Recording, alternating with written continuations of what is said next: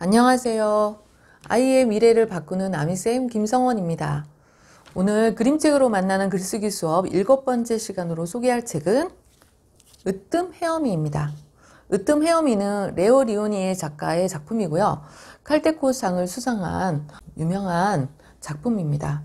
선생님이 학교에서 책을 읽어주고 수업하는 사례가 많았는데요. 아이들이 즐거워하고 미술 활동으로 이어졌을 때 그 활동을 통해서 책에서 전하고자 하는 내용들을 실감나게 느꼈던 그런 책이라서 오늘 소개하려고 합니다. 먼저 표지를 한번 살펴볼까요? 자, 이곳은 어디일까요? 네, 물속이죠? 네, 바닷속일까요?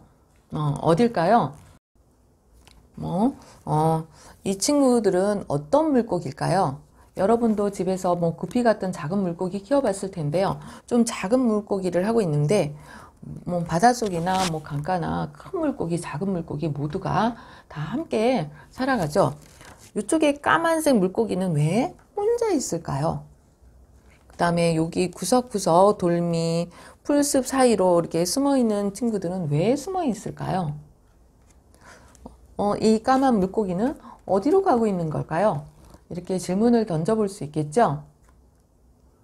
그럼 이야기 속으로 들어가 보도록 하겠습니다. 책을 다 보여주면서 선생님과 이야기 나누면 좋겠지만 선생님이 그럴 수 없는 사정 때문에 몇 장면만 보여주는데요.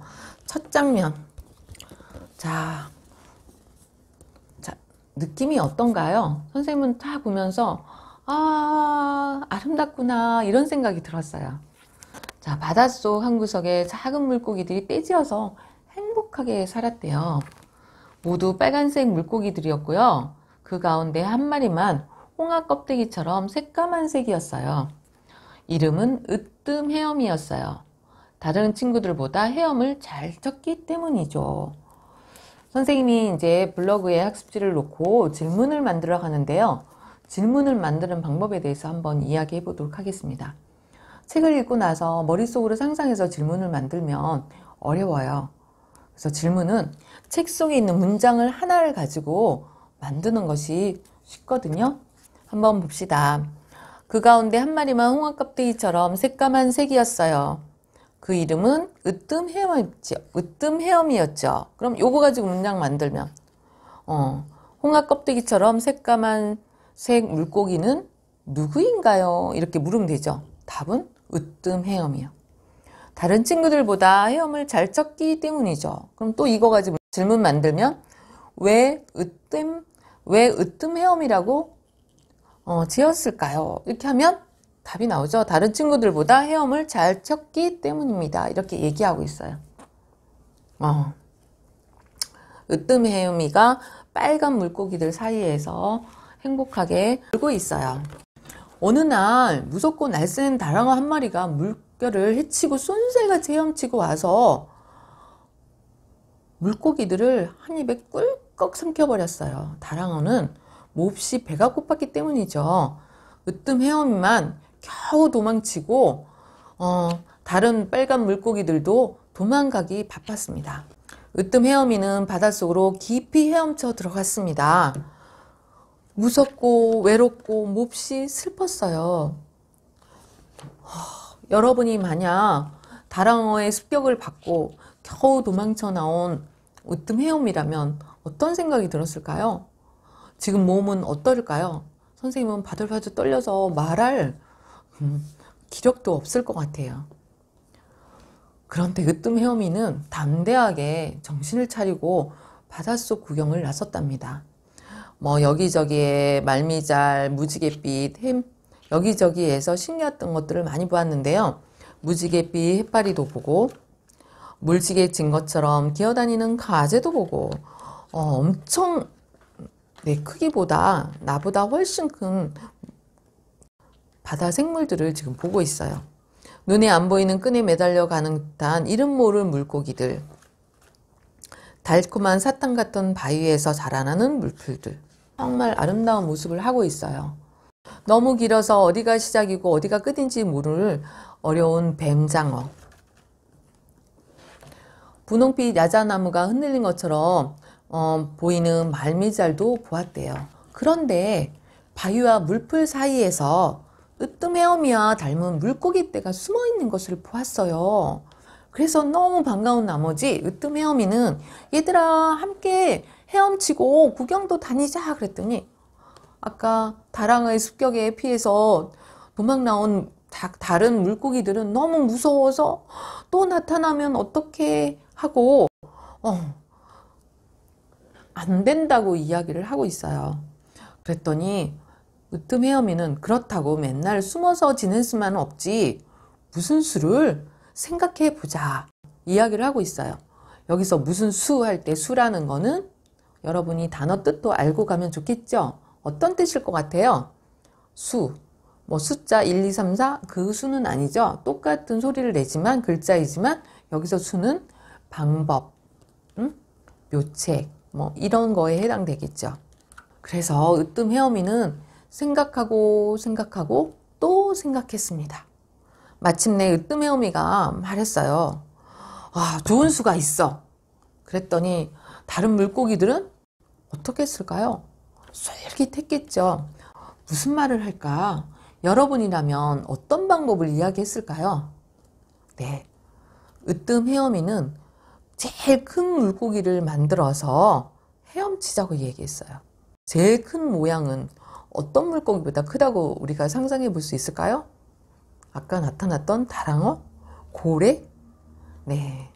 그래서 으뜸 헤엄이는 빨간 물고기에게 서로 붙어서 자기 자리에서 헤엄치면 된다고 방법을 알려주었어요. 자, 어떤 모양일까 한번 생각해 보세요. 아까는 자그마한 물고기들이었는데 커다란 물고기로 만들어진 거 상상이 되나요? 짜잔! 너무 아름다운 물고기 모습을 하고 있어요. 여기에 이것은 뭘까요? 물고기의 눈이죠. 빨간 물고기들이 커다란 모양을 이루면서 헤엄칠 수 있게 되자 으뜸 헤엄이가 말했어요. 내가 눈이 될게. 자, 여기에서 사실 으뜸 헤엄이가 할 수 있는 건 여러 가지가 있지만 눈을 한다고 했어요. 눈이라는 게 의미하는 게 뭘까 또 생각해 볼 수 있겠죠?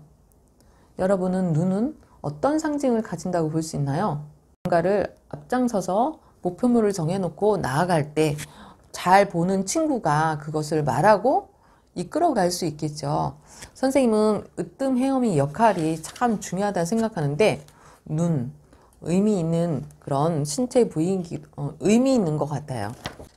그렇게 커다란 물고기를 만든 작은 물고기들은 시원한 바람 부는 아침에도 한낮의 햇살 아래도 헤엄치면서 큰 물고기들을 쫓아버렸어요. 이게 어찌된 일일까요? 여러분은 가능하다 생각이 드나요? 네, 물고기들도요, 자기보다 더 커다란 크기의 뭔가 형체가 나타나면 위협을 느낀대요. 그래서 도망을 가게 된다고 하는데요. 아까 나타났던 다랑어도 이렇게 작은 물고기들이 커다란 물고기 모양을 하고 있을 때 감히 덤비지 못했다는 이야기예요. 자, 으뜸 헤엄이하고 으뜸 헤엄이의 친구들은 이제 바닷속에서 무섭거나 떨거나 바닷속에서 큰 물고기가 나타나면 어떻게 하면서 두려워하지 않고 아마도 행복하게 살았던 이야기예요. 이야기를 다 읽고 나서 보면 작가가 이 으뜸 헤엄이를 통해서 우리에게 말하고자 하는 뭔가의 메시지가 있다는 거 여러분도 느끼실 수 있겠죠? 자, 누구를 통해서 이 메시지를 전달하고 있나요?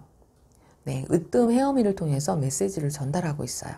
이야기 재미있게 들었나요? 한 번 더 읽어보고 여러분도 함께 이야기를 나누면 훨씬 더 의미가 새록새록 깊게 느껴질 거라는 생각이 들어요. 자, 선생님이 이제 책을 한번 읽어봤는데요. 가장 인상 깊은 장면 한번 우리 이야기해 보도록 해요. 선생님은 두 장면이 있어요. 첫 번째 장면은 이 장면. 커다란 다낭어가 쫓아와서 물고기 친구들을 잡아먹고 겨우겨우 도망쳐서 바닷속을 헤엄쳐 간 이 으뜸 헤엄이를 보면서 무섭고 외롭고 몹시 슬펐다는 이 장면이에요. 많은 친구들은 다 사라지고 으뜸 헤엄이만 혼자 남았을 때 너무나도 무섭고 슬프고 외롭다는 걸 느꼈을 텐데요. 이 속에서 으뜸 헤엄이는 많은 생각을 하게 되었을 거라는 생각하고 선생님은 가장 인상 깊은 장면으로 뽑았어요. 여러분은 어떤 장면인가요? 또 한 장면 추천한다면 선생님은 이 장면 말하고 싶어요. 작은 물고기들이 수백 마리가 모여서 커다란 물고기를 이루면서 가는 모습을 하고 있는데요. 정말 너무 멋지죠. 그리고 모두가 옆에서 힘이 되어주고 위로가 되어주고 용기를 줄 수 있는 존재가 되었다고 생각하기 때문에 너무 멋지다고 생각이 들어요. 그리고 으뜸 헤엄이가 눈이 되겠다고 이야기했을 때 으뜸 헤엄이는 정말 뭔가 어렵고 힘들지만 내가 친구들을 향해서 뭔가 해줘야 되겠다는 생각이 많은 것 같아갖고 눈이 됐다는 생각도 들거든요. 눈이 상징하는 거는 목표를 향해서 나아가는 거, 그죠? 보아야 되겠고요. 목표가 정해졌다면 모두 함께 이끌어갈 수 있는 방향을 제시하는 그런 위치에 있는 것이 눈이잖아요. 우리가 살아가면서 눈을 볼 수 없다면 할 수 있는 것들이 많은 제약을 받아요. 그래서 으뜸 헤엄이는 이 모든 친구들에게 이정표가 되는 그런 존재라는 생각이 드네요. 만약 여러분은 다랑어에 쫓기는 다랑어를 피해서 도망가는 물고기였다면 어떤 행동을 했을까요? 한번 상상해 보세요. 나는 너무너무 무섭고 용기가 없어서 구석에 숨어서 벌벌 계속 떨고 있고요. 큰 물고기가 나타날까 두려워했을 것 같아요. 으뜸 헤엄이처럼 행동하겠다는 친구들도 있을 거예요. 이렇게 있다가는 아무것도 할 수 없고, 그죠? 시간만 보낼 수 있기 때문에 무슨 방법을 생각해내서 조금이라도 좋아지는 방법을 생각해내야 되기 때문에 으뜸 헤엄이처럼 행동하겠다는 친구들도 있을 거고요. 용기가 없어서 으뜸 헤엄이처럼 하지는 못하지만 으뜸 헤엄이가 이렇게 제안을 해오면 나도 으뜸이와 함께 힘을 합칠 수 있는 용기는 있을 거라고 말하는 친구들도 있을 거예요. 각자 입장에서 할 수 있는 일은 다 있는 것 같아요. 그 속에서 자기 역할을 충실히 해낸다면 여기 으뜸 헤엄이의 커다란 물고기처럼 좋은 결과물로 이어질 거라는 생각도 드네요. 아무리 좋은 생각을 으뜸 헤엄이가 가지고 있었지만 친구들이 따라주지 않았더라면 으뜸 헤엄이에 나오는 큰 물고기를 만들 수 없을 텐데, 그죠?